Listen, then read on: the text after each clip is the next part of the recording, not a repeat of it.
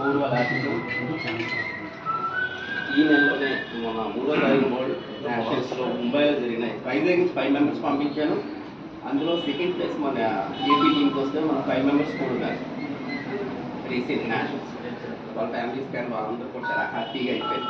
ఎందుకంటే ఈ మధ్యకాలంలో ఏ అవకాశాలు ఇవ్వలేదు.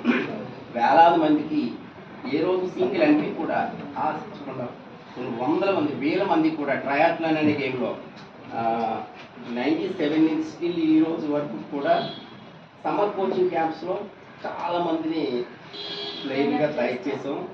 సమ్మర్ కోచింగ్ క్యాంప్స్లో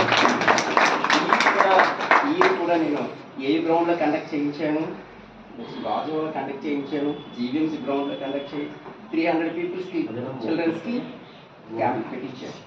ఆ రోజు ఈ క్యాంప్ కూడా డిఎంఎన్హెచ్ఓ గారిని ఇన్వైట్ చేశాను. జీవీఎంసీ చాలా హ్యాపీగా ఫీల్ అయ్యారు.